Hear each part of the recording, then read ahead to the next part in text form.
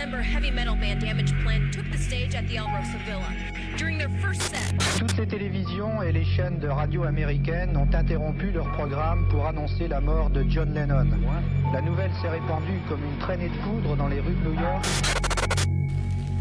Tupac Shakur dead in Las Vegas, ironically, on this Friday, the 13th.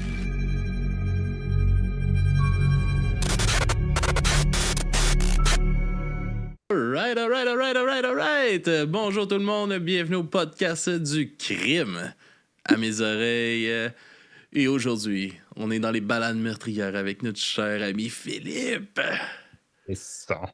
Hello tout le monde. Ça va Philippe? Ça va. Et oui. Et Philippe, t'as invité quelqu'un avec nous aujourd'hui. Ouais, Quelqu'un qui travaille très dans l'ombre avec nous habituellement. Exactement, notre travailleur de l'ombre Silvio, parce que on va parler d'anarchisme, on va parler de mouvements contestataires, on va parler d'une chanson, je pense, qui est chère à son cœur. Et donc, là, je trouvais que c'était sympa de l'avoir avec nous. Alright. Tout le monde, merci pour l'invitation. Yes sir, Sylvio, ça va bien? Ça va, merci vous. Ben oui, ça va bien. Content de t'avoir avec nous autres pour une deuxième fois. Là. on C'est réussit à te sortir tranquillement, là, tu vas voir. Profitez-en bien quand même, ça ne va pas toutes les semaines non plus. Hein. non. Non. Yes, Philippe, je te laisse nous présenter un peu ton sujet de la journée. Ouais, donc je rappelle le concept, hein, donc les balades meurtrières, on part d'une chanson pour raconter une histoire criminelle, parce que cette histoire criminelle, en fait, c'est celle qui est racontée par la chanson. Et aujourd'hui, on va parler d'une affaire qui s'appelle l'affaire Sacco et Vanzetti. Alors, c'est une affaire qui est, je veux dire, assez connue, plus connue que d'autres balades meurtrières dont on a parlé. Et ça vient, donc en fait, la chanson, c'est la chanson qui vient d'un soundtrack. Et le soundtrack, c'est un film qui s'appelle Sacco et Vanzetti. C'est un film d'un certain Giuliano Montaldo. C'est pas un réalisateur très connu. Je pense que le soundtrack est plus connu que le film. Okay. Et le soundtrack est l'œuvre de Ennio Morricone. Et donc la chanson est chantée par Joan Baez. Donc on a un duo qui est vraiment, je pense, extraordinaire dans l'histoire de la musique. Hein, donc un compositeur de génie et puis une interprète de protest song qui est peut-être une des plus connues de l'histoire de la musique. Alors, Ennio Morricone, il est très connu, mais je vais quand même en parler un petit peu. Donc, c'est un compositeur et chef d'orchestre. Il est italien, il est né en 1928 à Rome et malheureusement, il est décédé en 2020. Okay. Alors, c'est l'un, si pas le plus grand compositeur de films de tous les temps. C'est immense compositeur. Il a travaillé sur plus de 500 films autour de sa carrière, donc belle œuvre. C'est pas peu. Hein. Ah non, c'est pas peu, vraiment. Et il a couvert pas mal de genres cinématographiques. Le plus connu, je pense, on va surtout l'associer, c'est western. Mais il a aussi travaillé dans un genre italien qui est très très intéressant, qui s'appelle le giallo. Il est passé par le film de gangster, des très très grands films de gangster avec des scores de Morricone, des films historiques comme Mission, et aussi des films très intimistes. Donc il a vraiment balayé pas mal de genres. Et même si on l'associe vraiment à ce western spaghetti. Il a fait un conservatoire qui s'appelle le conservatoire de Santa Cecilia à Rome. Et son début de carrière, en fait, c'est une carrière de trompettiste professionnel. Donc, son instrument, c'est la trompette. Okay. Mais il a évolué vers la composition de musique de film. Et c'est surtout dans les années 60 qu'il a émergé en travaillant avec un grand réalisateur italien qui s'appelle Sergio Leone. Avez-vous déjà essayé de jouer de la trompette? Non. C'est quoi? De jouer de la trompette? Oui, c'est impossible. Ça doit être difficile. C'est quand même tough. J'ai été 6 mois dans les cadets, là, puis j'avais pris une option musique, là, puis c'était mon instrument. Là. Tabarnak! Ouais, puis pauvre parent. J'ai essayé de souffler dans un saxophone un jour, mais il n'y a rien qui est sorti. Bon, la trompette, j'avais rencontré un gars ici sur Pointe-à-Pitre, c'est avec le courant de l'année dernière, je sais plus. Et je l'ai rencontré parce que j'entendais de la musique là où j'étais allé squatter. Du coup, je me suis dirigé au son, je l'ai cherché, je l'ai trouvé, on a sympathisé. Quelque temps après cette première fois, il y a un petit gamin ce pote-là jouait de sa trompette, je l'écoutais, je dessinais en même temps ou quoi. Puis un petit gamin qui est venu me voir en me disant, salut, je peux essayer? Alors, le pote, Yvan, il a donné sa trompette. Le gamin, en quelques secondes, il a fait pouet, pouet, pouet, pouet, pouet. J'étais là, oh, ça a l'air Ah facile et ouais. tout. Une fois que le gamin s'est barré, j'ai dit, bah, Yvan, vas-y, fais péter, je vais essayer aussi. Et moi, je fais, Ah, je me suis pété la veine là, je me suis pété la veine là, je me suis pété la. Au bout d'un quart d'heure, j'ai fait, vas-y, dégage. euh, comprends. Moi, j'ai essayé aussi de jouer. Vous voyez ce que c'est le didgeridoo? Oui. Hein, cet instrument australien là qui fait. Mhm. Ah ben, impossible. J'ai rien réussi à sortir d'un didgeridoo. J'étais hyper humilié. Ça vient chercher une place, hein? Mais ouais, c'est ça quoi. Tu te sens. C'est pourtant si simple, c'est souffler de l'air quelque Oui, c'est part. ça, exactement. Ouais, mais c'est la manière de souffler qui est pas assez simple. Autant la trompette que le didgeridoo, il y a une position de bouche un peu foireuse quand même, c'est pas naturel. Non, Ouais. c'est ça. Je pense que tu l'as ou tu l'as pas quoi. Moi, je l'ai pas. Ouais, c'est ça. Ouais. Nous, ça doit s'apprendre quand même. Mais genre le didgeridoo, je sais que c'est en fait, il faut faire à l'intérieur. Mais faire Ah ouais. dans le vide, c'est cool. Mais faire dans un tube, bah, ma bouche, moi, elle fait à l'intérieur. Ça, c'est Ouais. pas faire. C'est normal. Voilà, donc je reviens à mes westerns, hein. Yes. Donc, les plus connus, c'est la trilogie des westerns spaghetti de Sergio Leone. Il y en a d'autres, hein, il n'y a pas que ces trois-là, mais c'est les plus connus. C'est Pour une poignée de dollars et pour quelques et pardon et que pour et pour quelques dollars de plus, pardon, et Le Bon, la Brute et le Truand. Alors celui-là, donc The Good, the Bad and the Ugly, ça me donne des frissons à chaque fois que je vois une version live de ce soundtrack. Et je vous recommande vraiment, vraiment, si vous avez un, un petit trou dans votre agenda là, avant les fêtes de Noël, il y a une version live du Danish National Symphony Orchestra, du Bon, de la Brute et le Truand, qui est mais incroyable et qui va vous donner des frissons de voir ce morceau interprété en live et de voir tous ces interprètes, enfin, de voir d'où viennent ces sons, c'est juste magique. Donc voilà, je rappelle, hein, Le Bon, de la Brute et le Truand par le Danish National Symphony Orchestra, c'est sublime. On mettra ça sur le Discord pour Ah ceux ouais, qui. ouais, faut pas l'oublier.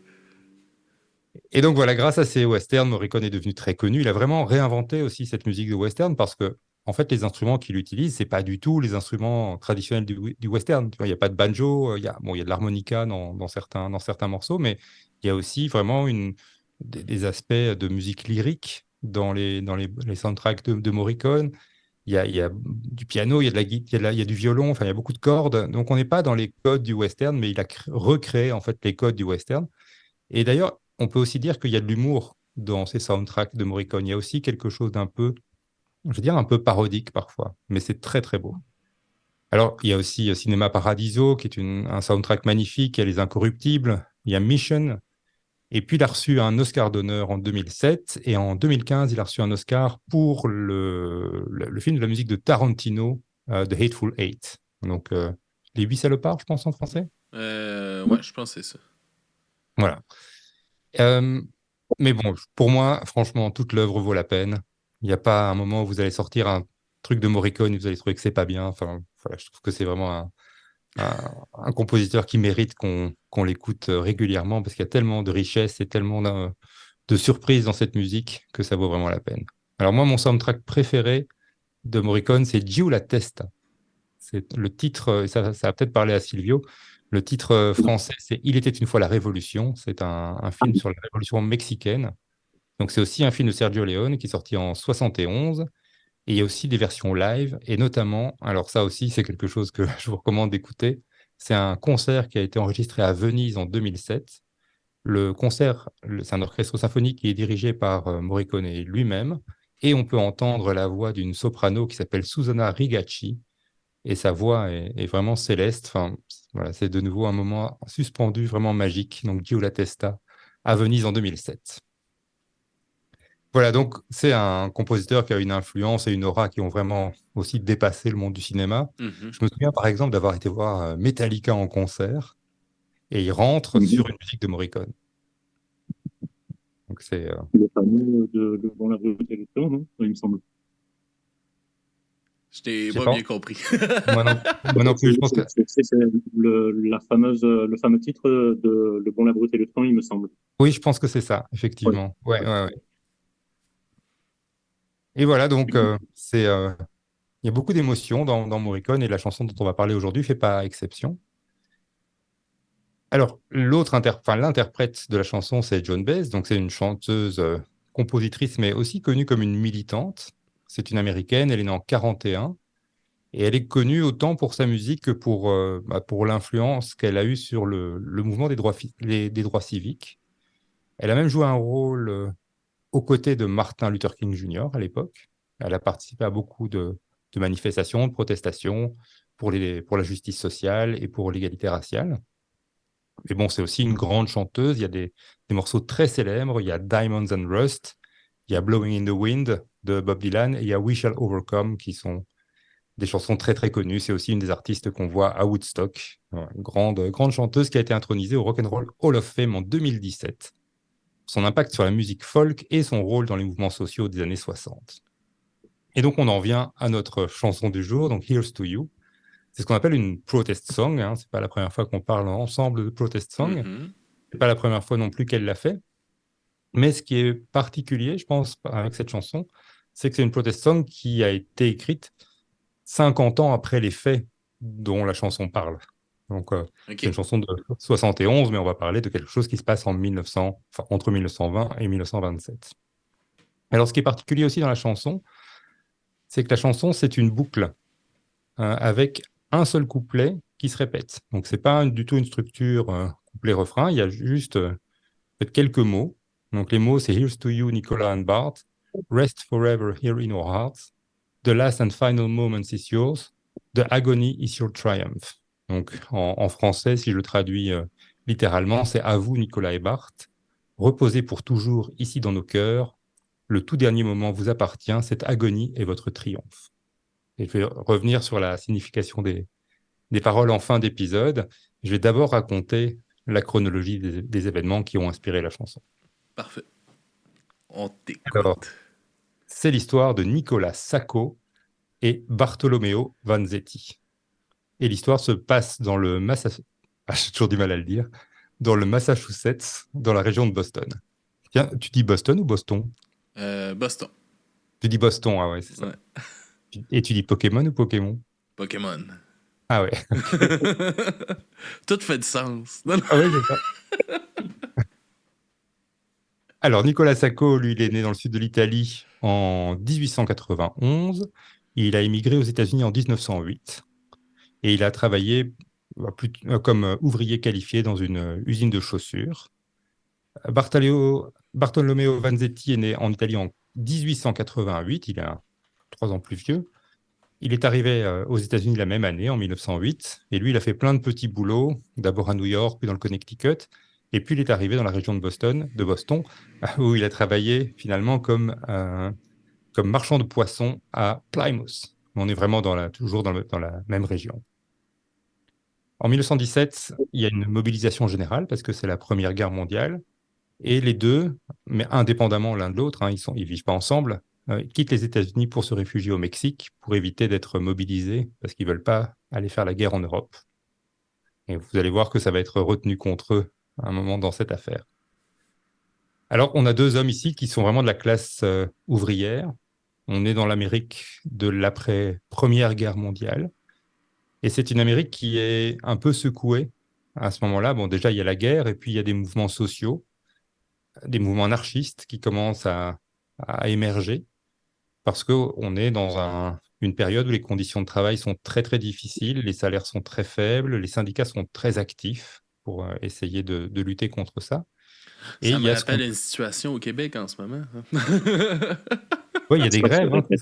Il y a des grèves, il y a 500 000 personnes en grève en ce moment. Ah ben ouais. Tous nos services publics là, sont tous en grève. Là. J'ai vu les enseignants aussi. Hein. Ouais, ça fait partie, ça fait partie de ça. Là. Fait que ça, moi, j'ai pas travaillé toute la semaine qui vient de passer. Là. C'est ma première journée de travail cette semaine. Là. Donc c'était la fin de la grève là. C'est pas ils ont fait une séance de grève d'une semaine. Ah oui. Puis là, s'il y a pas de règles, s'il y a rien qui se règle, ils partent en grève illimitée là, après. Là. Ah oui, ok. Fait que là, c'est rendu là. Ah bah ouais, donc effectivement, il y a quelque chose un peu du même ordre. Ici, on parle de ce qu'on appelle le mouvement.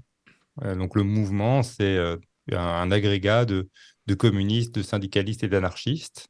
Alors, il n'y a pas vraiment un chef de ce mouvement, mais c'est quand même voilà, des petites communautés un peu partout qui protestent. Et il y a une surreprésentation des Italiens dans ce qu'on a appelé le mouvement.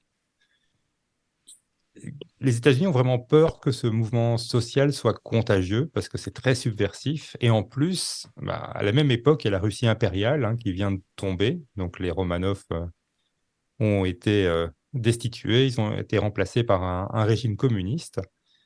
Et en 1919, il y a la première grève générale, on en parle, la première grève générale aux États-Unis. Avant, ça n'existait pas. Donc on a une situation qui est très tendue. Et il y a beaucoup de violence aussi envers les mouvements contestataires. Donc, c'est une période assez violente avec la police qui va souvent aller s'attaquer aux manifestants de façon très, très violente. Et c'est particulièrement le cas à Boston. Et le corollaire de ça aussi, c'est que comme il y a beaucoup d'Italiens dans ce mouvement, il y a un racisme anti-italien. C'est un peu, on a connu la même chose en Europe aussi, dans la première vague d'immigration italienne. Il y a eu à un moment un mouvement de racisme anti-italien qui était assez véhément, en fait. Et le destin de Sacco et Vanzetti va basculer le 15 avril 1920. Donc, qu'est-ce qui se passe ce jour-là? Il est 15 heures, il y a un cambriolage qui tourne mal dans une petite ville, toujours dans le Massachusetts, je ne vais pas réussir à le dire, dans le Massachusetts, qui s'appelle Braintree. Et donc, l'attaque se fait dans une usine qui s'appelle, donc c'est une usine de chaussures qui s'appelle l'usine Slater-Morrill. OK. Et donc, il y a deux hommes, Fred Parmenter, qui est le responsable de la paye, c'est une sorte de comptable, je pense, et son garde, qui s'appelle Alessandro Berardelli, donc qui est aussi un homme d'origine italienne. Ils sont attaqués alors qu'ils transportent la paye des ouvriers. Alors, ils la transportent à pied à ce moment-là. Et la paye des ouvriers, ça correspond à 15 700 $. Alors, 15 700 $ de l'époque, c'est plus ou moins 200 000 $ américains d'aujourd'hui. Les gars se baladent, il y a deux hommes armés qui s'approchent d'eux et ils les abattent sans sommation. Donc, ils se font tirer dessus tout de suite. Berardelli est le premier à tomber, il meurt, je pense, quasiment sur le coup. Parmenter, lui, tente de fuir, il est abattu dans le dos. Il va finalement encore mourir un peu plus tard sur le chemin vers l'hôpital, mais donc il est mortellement touché. Et les assaillants prennent l'argent. Et je vous l'ai dit, c'est à 15 heures, donc on est en plein jour, il y a des témoins qui vont voir cette scène de crime. Alors, les témoins ne sont pas très proches, mais il y a quand même pas mal de témoins qui voient cette scène de crime. Et donc, ils vont être capables de décrire les assaillants. Et ils décrivent deux hommes trapus de relativement petite taille. Ça, c'est la description que les témoins vont donner. Et ils vont aussi voir qu'il y a une voiture occupée par deux autres hommes qui va en fait récupérer les braqueurs et l'argent. Et donc, quand la voiture va démarrer, elle démarre avec 4 malfrats dans la voiture. OK, ils ont un peu une description de la voiture, j'imagine. Oui, c'est ça. C'est une voiture noire. Alors, je me souviens, elle était très lustrée, elle était très brillante. Ça avait frappé les témoins, par exemple. Donc, elle était très propre, la voiture. Oh. Et ça correspondait aussi à une voiture qu'on avait vue sur une tentative de cambriolage quelques semaines plus tôt. Donc, il y a visiblement un gang qui est à l'œuvre dans ces attaques. La voiture s'enfuit, ils arrivent à un passage à niveau. Et alors, je ne sais pas si vous savez, mais à l'époque, les passages à niveau, ils étaient activés manuellement. Il y avait un petit monsieur qui sortait avec une manivelle, et puis c'est lui qui levait la barrière. Donc, il n'y avait pas de barrière automatique. Donc, ils vont braquer ce monsieur et obliger l'homme à ouvrir le passage à niveau. Donc, on a un témoin de plus. Lui, ils vont l'épargner. Et donc, 2 jours plus tard, la voiture qui a été décrite par le témoin est retrouvée dans un bois. Alors, de nouveau, on va faire une différence. Vous dites un boisé au Québec, c'est ça? Non, dans le bois. Non, on peut dire un bois? Dans le bois. Ok. Voilà, dans le bois. Et le propriétaire est facilement identifié. Il s'appelle Mario Boda. Alors, on l'appelle Mike. C'est un Italien, mais il a pris un nom à l'américaine, donc c'est Mike Boda, ça c'est son nom officiel. Donc ils vont pour arrêter Boda, mais ils se rendent compte que Boda a déjà fui les États-Unis et il s'est réfugié en Italie. Et 3 semaines plus tard, il y a Sacco et Vanzetti. Donc c'est un long détour pour revenir à eux. Sacco et Vanzetti sont arrêtés par la police. Ils n'étaient pas du tout les premiers suspects dans cette affaire. Ils sont dans le même milieu que ce Mike Boda, mais ils connaissent des gens qui connaissent des gens qui connaissent Mike Boda un peu. Tu vois, c'est pas non plus qu'ils vivaient à côté de chez Boda ou qu'ils étaient identifiés comme étant membres de son gang. Donc, ils n'étaient pas les premiers suspects, mais c'est les seuls, les seuls qui sont disponibles, on va dire. Celle qui Et- est disponible, qui fit un peu. Là. Ouais, c'est ça, c'est vraiment au mauvais endroit, au mauvais moment, quoi. Mm. Alors, il y a quand même des éléments qui jouent pas en leur faveur parce qu'ils vont être armés. Ils sont armés tous les deux quand ils sont arrêtés. Et ils vont pas être collaborants du tout avec la police. Ils vont mentir, ils vont inventer pas mal de choses pour Ouais. expliquer qu'ils n'étaient pas sur ces lieux de crime, quoi. J'imagine qu'ils sont pas super amis non plus avec la police. Non, voilà, exactement. Ils ont des brochures aussi anarchistes. Donc, il y a tout pour que ces gars se fassent effectivement pas aimer d'une police qui est très, très, très anti-mouvements sociaux à cette époque-là. Donc, ouais, non, ça, c'est pas une bonne alchimie, hein, Fait que pour comment. ouais, c'est ça. Fait que ça m'étonne qu'ils ont envie de collaborer avec eux autres. Là. Voilà. Donc, ils veulent pas. Et du coup, ils se retrouvent inculpés de meurtre au premier degré. Même s'il n'y a pas beaucoup, il y a pas beaucoup de preuves, en fait. Il y a même pas, il y a pas de preuves. Il y a des indices qui sont pas favorables à Sacco. Contre Vanzetti, il y a vraiment, a priori, il n'y a rien du tout. Mais voilà, ils vont se faire arrêter, il y aura un procès, et le procès, il a lieu dans un contexte comme je l'ai dit, de peur du radicalisme, peur de l'anarchisme aux États-Unis. Et il y a un juge qui va présider ce procès, qui s'appelle le juge Taylor. Et le juge Taylor, il a des préjugés très très forts contre les Italiens. On sait qu'il aime pas les Italiens, et on sait aussi que c'est un conservateur, et donc que les opinions politiques de Sacco et Vanzetti et le statut d'immigré de Sacco et Vanzetti ne lui plaisent pas du tout. Donc ça commence très très mal pour le procès. Et il y a des preuves entre guillemets qui sont présentées lors du procès, et les preuves qui sont pas très convaincantes. Alors, je ne dis pas qu'ils ne seront pas coupables, hein, mais en tout cas, il n'y a pas de preuves vraiment absolues, quoi.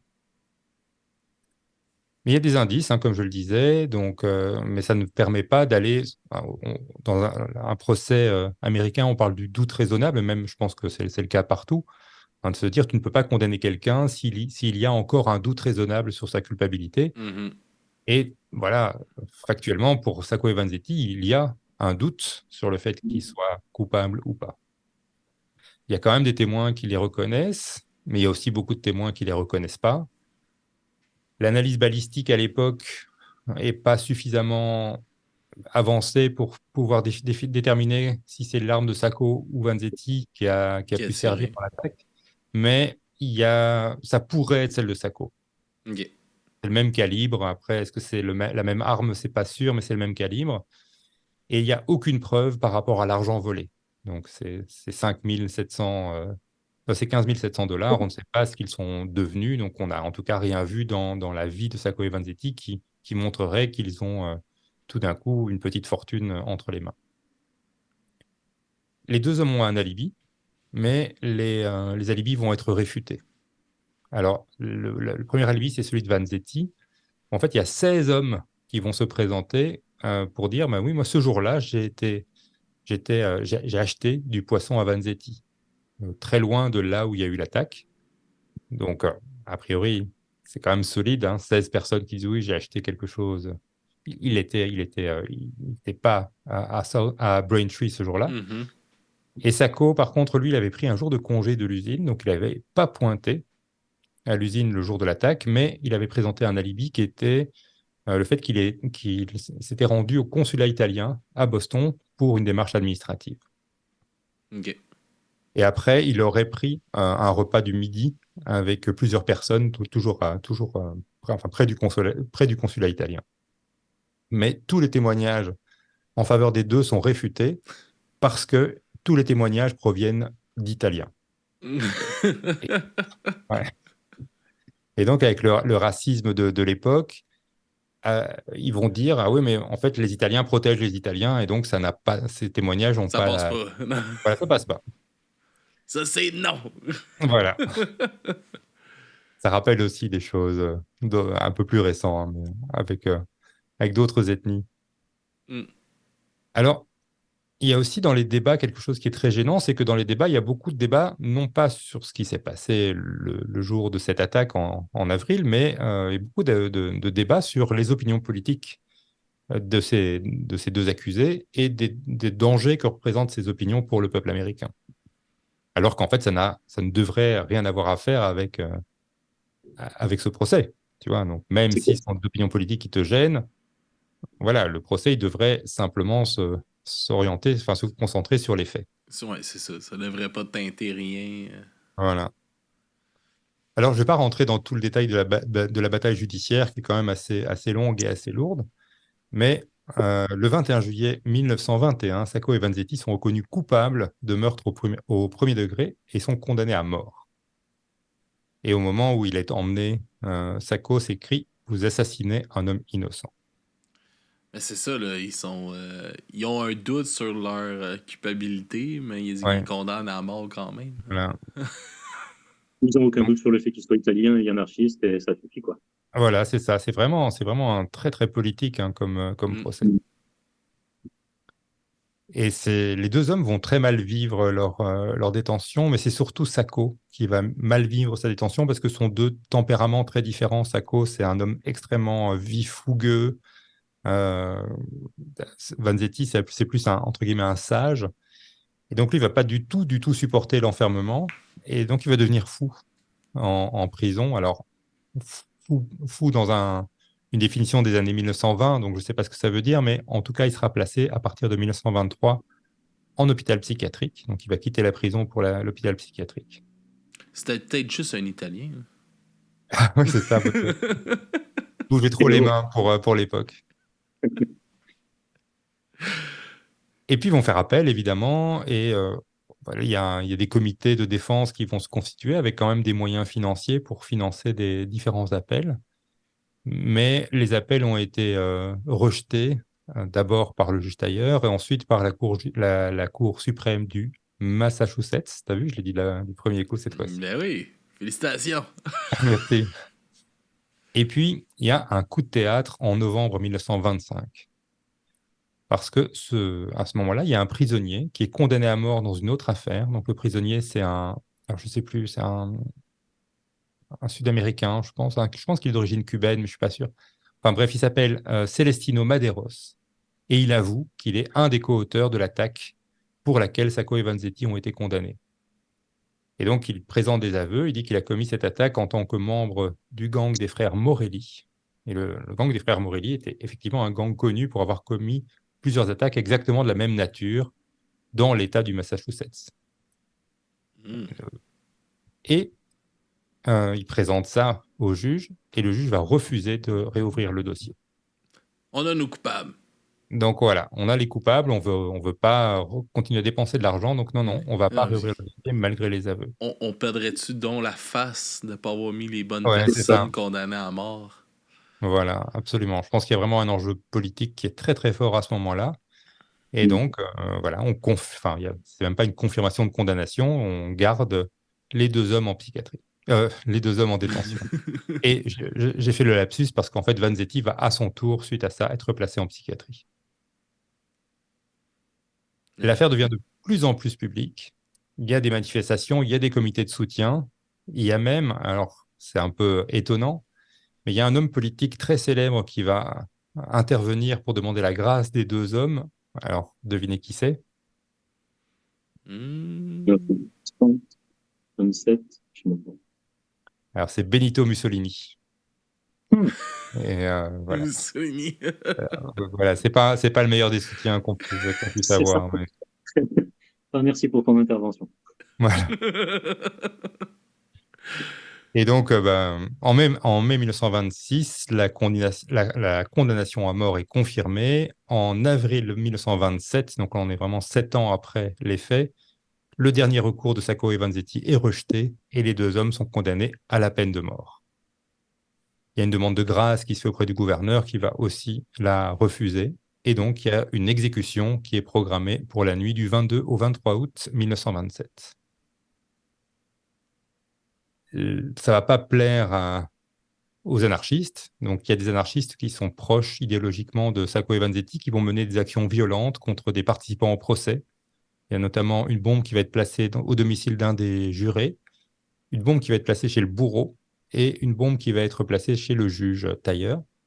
Mais donc, ça ne fera pas de... Il n'y aura aucun de ces trois-là qui va être blessé ou tué par ces attaques, sauf, je pense qu'il y a une blessure d'un employé ou d'une employée de maison du juge tailleur, mais c'est pas quelque chose de majeur, quoi.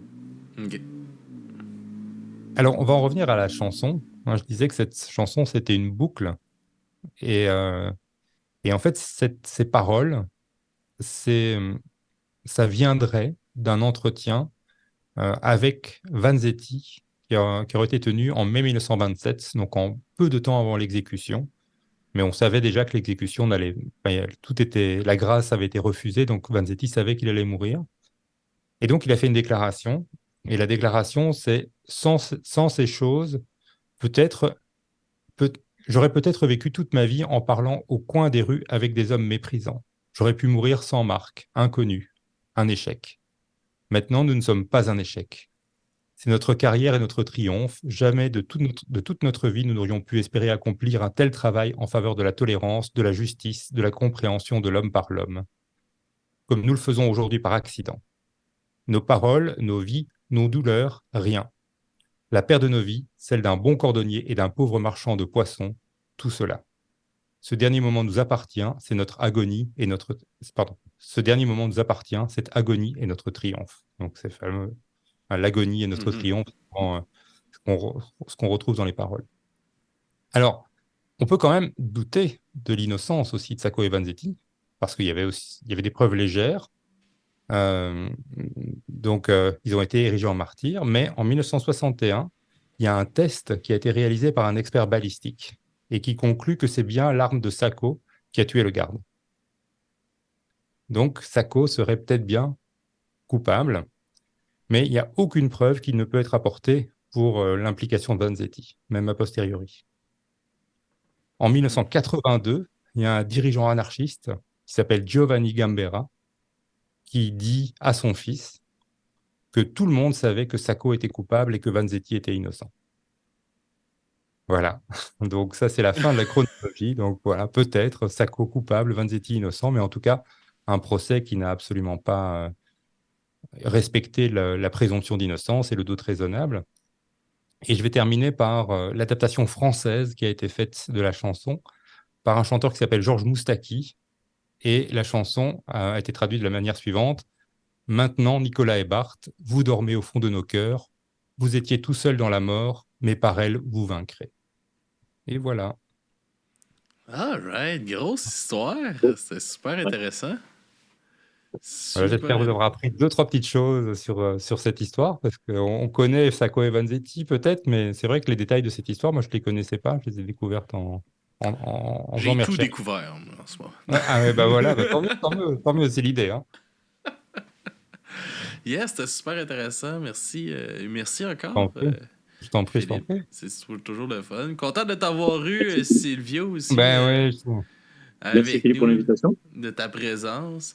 Philippe, c'était la fin du scénario du pire sur un épisode incroyable. Je sais pas si tu veux nous revenir un peu là, sur la sortie de cet épisode-là, puis peut-être en parler. Là. Je sais que moi, tu m'en as parlé beaucoup, le travail que tu mettais là-dessus. Je pense que c'est un projet que tu peux être très fier. Ah, merci. Ouais, effectivement, donc on a clôturé l'aventure du scénario du pire. Alors on a reçu tellement de beaux messages que tu te dis, quand même. Ça donne le goût de continuer, hein? Oui. Mais voilà, donc je voulais terminer avec une histoire qui était beaucoup plus personnelle. Et donc j'ai raconté une histoire dans laquelle je suis, on va dire, de loin, mais un des protagonistes. Parce qu'il y avait dans mon quartier, dans les années 90, un tueur psychopathe qui était une sorte de wannabe tueur en série, qui a malheureusement fait plusieurs victimes, heureusement avec une arme très, très, très rouillée, très ancienne. Donc, il n'y a eu qu'un seul mort, mais beaucoup de tentatives de meurtre. Et c'est mon père qui s'est retrouvé avocat d'un jeune homme qui a été assassiné par ce tueur en série. Et j'ai fait des recherches qui m'ont permis notamment dans cette histoire, de reconstituer la plaidoirie de mon père le jour du procès de ce tueur. Donc ça a été un grand moment d'émotion, de Mhm. essayer de réécrire cette plaidoirie parce que mon père n'avait pas laissé de... Il avait rien gardé, là. En fait, non, il avait jeté les dossiers. Donc je pense même qu'il avait d'ailleurs pas écrit sa plaidoirie, mais cette plaidoirie était magnifique. Et voilà, donc je raconte toute cette histoire du tueur et puis comment il s'est passé cette confrontation avec mon père. Et puis je rencontre aussi l'avocat de la défense et on parle un peu de la monstruosité, de la perversité d'un tueur. Ouais, c'est super intéressant. On entend ta mère aussi à travers Ouais, l'épisode. ouais, C'est exactement. super, super bon épisode. Pour de vrai, vous avez Merci, fait de quoi de super qualité. merci. Sinon, Silvio, c'est où qu'on peut nous Oui. suivre, nous autres, du bruit à mes oreilles? Es-tu capable de me dire ça? Toi, je sais que tu es dans un bus jaune des fois sur la route quand il n'y a pas des grèves pour te suivre. Philippe, c'est en Belgique. Je sais pas plus que ça où quand même. J'ai pas les détails. C'est pas d'autres questions? Non, De bien où je sûr. suis en Belgique? Non, c'était une bonne, t'inquiète. Ah ouais, parce que quand même, je suis à Waterloo, en Belgique, Ah ouais, donc je je savais suis pas quand même. près du champ de bataille de Waterloo. Classe. Il n'y a pas de lien avec de la musique pour un prochain épisode, non? Ah oui, exactement. Plus sérieusement donc, du bruit à mes oreilles.com ou .ca, au choix. Et puis Yes. après, de toute façon, que ce soit là ou sur n'importe quelle application, vous trouverez les liens pour les autres. Il y a du Instagram, du bruit à mes oreilles, Facebook, du bruit à mes oreilles aussi sûrement, Mhm. sur Twitch. Si vous êtes abonné à Amazon, vous pouvez vous abonner du bruit à mes oreilles pour... non, c'est gratuit pour vous si vous êtes sur Amazon et ça donne 3 pièces par mois Sur pour du bruit à mes Twitch. oreilles. Je sais pas que c'est un truc comme ça. Sur Twitch, ouais. C'est pas ce que j'ai dit. C'est pas ce que j'ai dit. Je sais pas, Non. ça marchait. J'ai compris Ouais, Twitch. ça marchait quand même. Donc Twitch, après Patreon, avec un tiers une pièce, un à 3, un à 4, un à 10, il me semble, ou 7, je sais plus pour le dernier. Ouais, 3, 4, puis 10, ouais. Ok. Trois Et enfin, plaiges. 3. Trois plaiges différents qu'on peut Ok. s'abonner. Ouais. Ah oui, pas 4, j'en ai dit 4, ouais. Donc, ouais, 3, 4 et 10. Et enfin, du Discord où on s'échange de la musique, où on se raconte des conneries, où On se on dit se bon matin, montre, en tout cas. on se dit bon Voilà. matin, on mange ou à quoi on joue. Voilà. All right. Je mettrai quelques Ennio Morricone, une sorte de petit best-of Ouais, dans la journée aujourd'hui alors. c'est Parfait. gentil. Ben merci beaucoup d'avoir été là, les gars. C'était super le fun de faire ça avec vous autres. Pour ceux qui étaient sur Twitch, merci d'avoir été là et on se dit à une prochaine fois, tout le monde. À la prochaine. Merci pour Merci, l'invitation encore une fois. bye. Bonne fin de journée. Bye bye. Bye.